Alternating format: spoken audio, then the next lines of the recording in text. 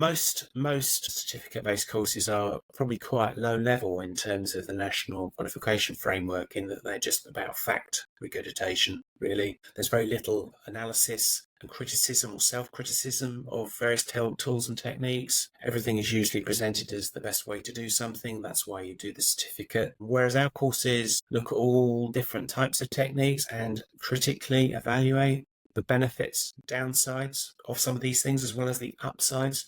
And that is quite rare, actually. We present lots of different tools and techniques. We explain the good things about them. We talk about some of the things we don't like about them. We compare and contrast. So I would say that the Sixsess training courses are at least level 6 on the National Qualification Framework, whereas most certification courses probably not much more than level 2.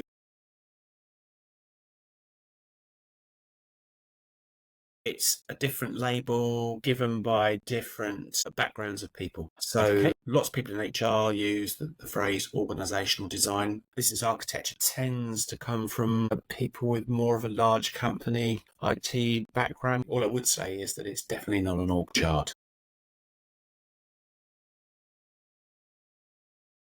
People praise a target operating model, Tom, because they want to convert their fairly concise strategy document into something to inform the people that have actually got to do the transformation and what they need to build. So it's an intermediate fleshing out, taking the strategy and turning it into meaningful things that need to be done.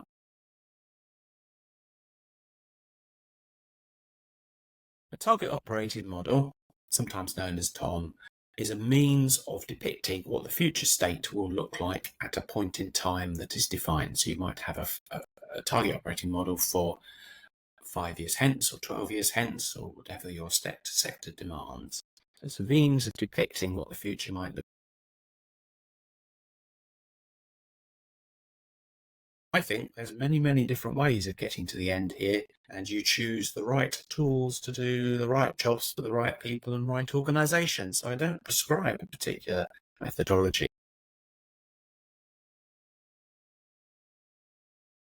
It's an excellent technique if your stakeholders like it and feel comfortable with it and it makes sense to them. But you can achieve a perfectly good TOM without using it at all.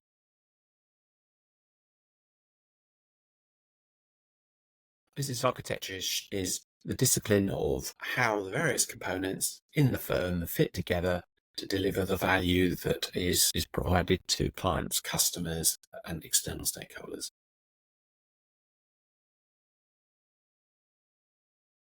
Yes, canvases are dare I say, a fancy word for a template, and they become very popular in recent times.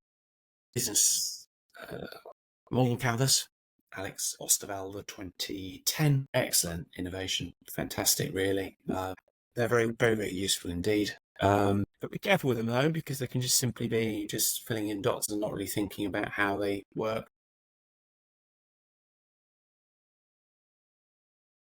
Yeah, CCPOLDAT, fantastic technique. Terrible acronym. The POLDAT bit at the back, POLDAT, which was put together by a consultancy 25, 30 years ago. That's by others, by putting other letters on the front of it. We have customer, which is the description of the customer experience. Channel, the description of how the revenue is brought into the model. And product and proposition, which is the first P. What are your products looking like?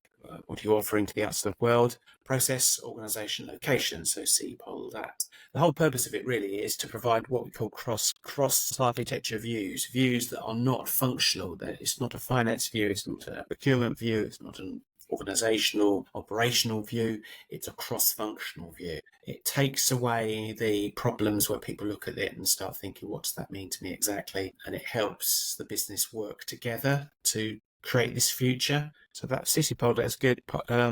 Andrew Campbell's POLISM is another version of a cross-functional view. Lacks the marketing front end, where CCPOLDAT tends to cover the whole piece quite nicely. And you can use CCPOLDAT to describe the current state, do gap analyses, and describe the future state. And people get used to it as a technique. Don't have to train. It becomes quite intuitive, really, at the end of the day. It works very well. I've used it many occasions over many years in many organisations, and it works really well.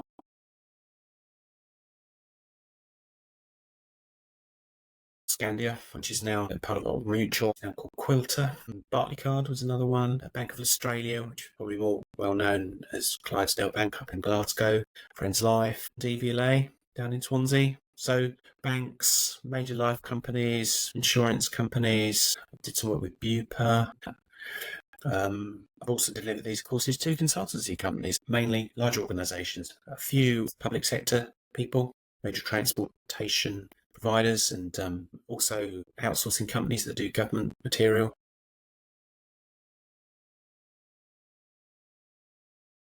And Andrew has been delivering an operating model course with Asrich for a number of years, and he wrote the book. It's supplementary to his particular activity.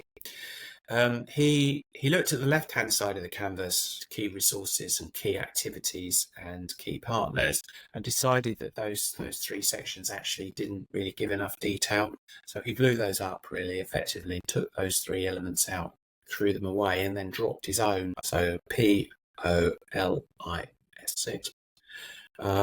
elements and dropped those in. So they're cross-functional views. He focused on value chains, working out how the value gets through the organisation to the end user, what key management systems that are required, the information systems that are required, the organisational structures, the location into that, and the suppliers as well. It's good because it expands that and asks a lot more questions. Business model canvas is good for a quick summary of the business model. So this is an expansion really. So do your business model canvas first, and then your op model canvas to explode that area and populate it with more meaningful things based on value chain stream going through the middle there. How's the value? If you use Andrew Campbell's canvas on its own, it has some issues because it doesn't deal with the why so much. It doesn't tell you what the customer propositions are, what the channels are, and what the value is really. It just traces the value through the back end. So in my personal view, you have to use both of them really to be able to communicate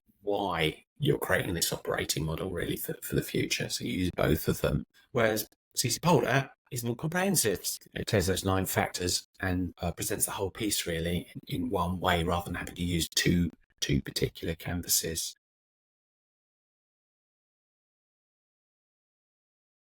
I think one of them is better than the other. I think they fit different sets of stakeholders. I've got life strategy mapping, taking the balanced scorecard, looking at different objectives, creating all the links between them. It's a good way of thinking through a strategy and what that strategy means. Value chain analysis is good because it does focus on value, focuses on things that are important to deliver you value. Both techniques quite complementary, so neither is better than the other. They're all useful things.